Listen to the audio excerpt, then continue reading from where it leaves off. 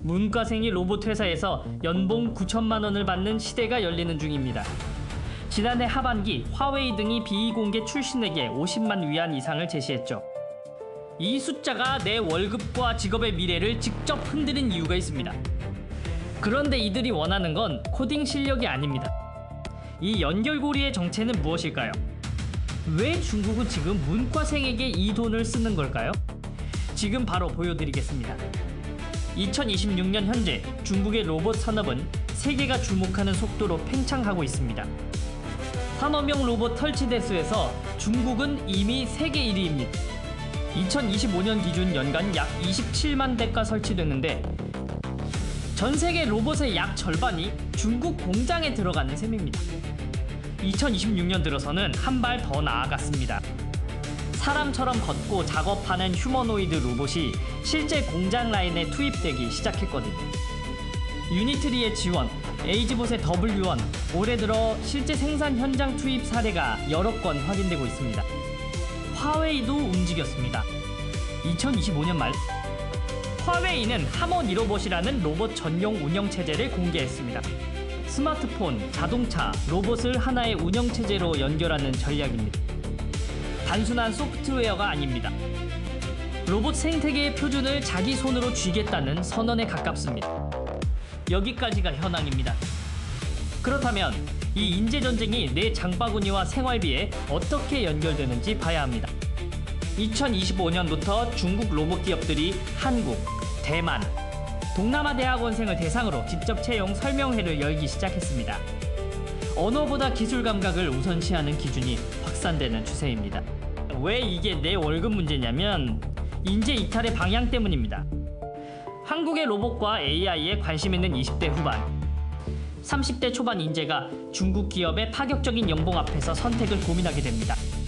한국 대기업이 내부 인재를 육성하는 속도보다 중국의 외부 영입 속도가 빠를 가능성이 있다는 분석이 업계에서 나오고 있습니다. 문과생 입장에서는 더 직접적인 이야기입니다.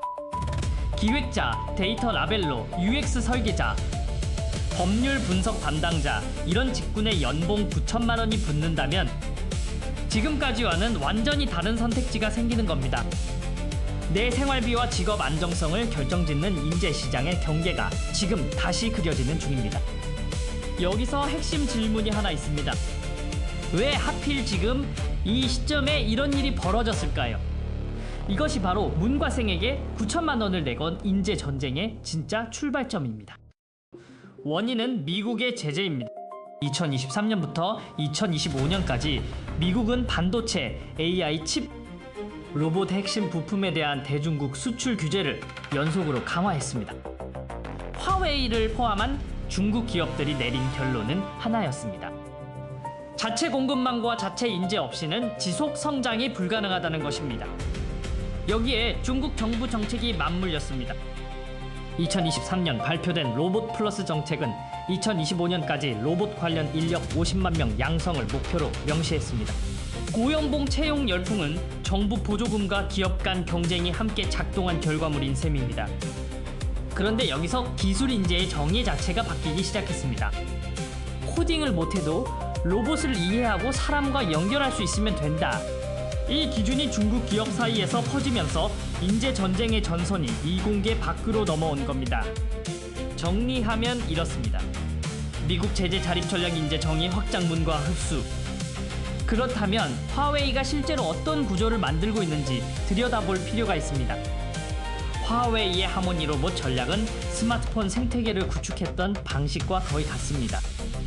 운영체제를 깔고 그 위에 앱과 서비스를 올려 생태계를 장악하는 구조입니다.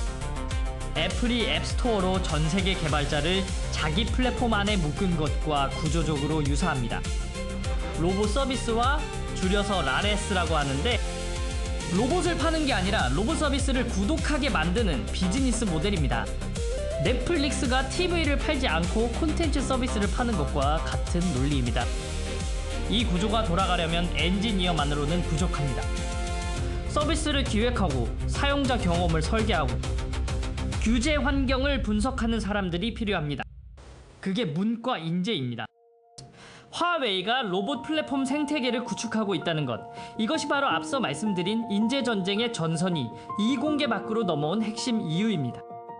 이 흐름이 앞으로 어디까지 갈지 봐야 합니다. 글로벌 컨설팅 기관들은 2030년에 로봇과 AI 융합 인재의 부족 규모가 수백만 명에 달할 것으로 추정하고 있습니다.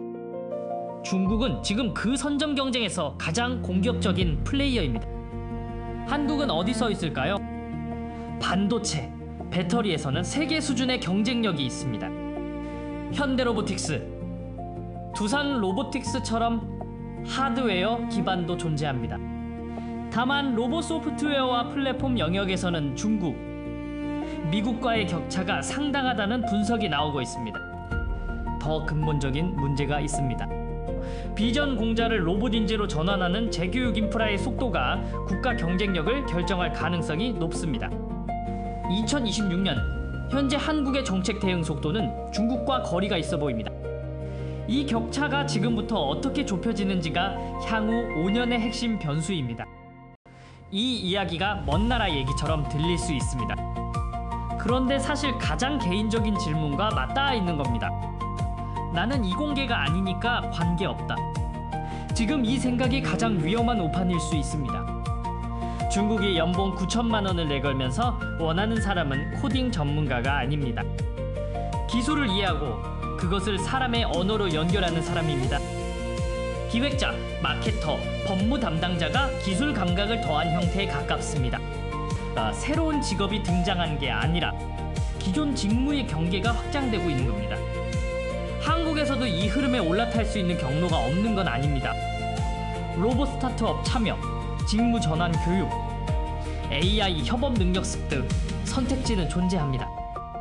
문제는 그 선택을 얼마나 빨리 인식하고 움직이느냐입니다.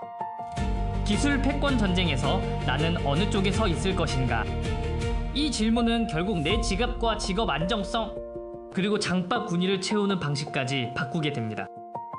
로봇이 생산 비용을 낮추는 속도가 물가에 영향을 주는 시대가 오기 때문입니다. 그런데 이 흐름을 따라가면 한 가지 불편한 사실이 드러납니다. 중국이 로봇과 AI 인프라를 축적하는 동안 그 기술은 방어만을 위한 게 아닐 수 있습니다. AI가 이제 해킹 도구가 됐습니다. 로봇을 설계하는 AI와 시스템을 침투하는 AI는 같은 기술적 뿌리에서 자라고 있습니다. 다음 영상에서는 이 전선을 들여다봅니다. 로봇과 자동화 시대의 개인과 기업이 모르면 반드시 당하는 사이버 위협. 그 공격 방식의 실체를 공개합니다. AI가 사람보다 빠르게 취약점을 찾아내는 속도가 어디까지 와 있는지 그 숫자가 꽤 소름 돋습니다. 기술이 바꾸는 돈의 흐름, 미래의 흐름이었습니다.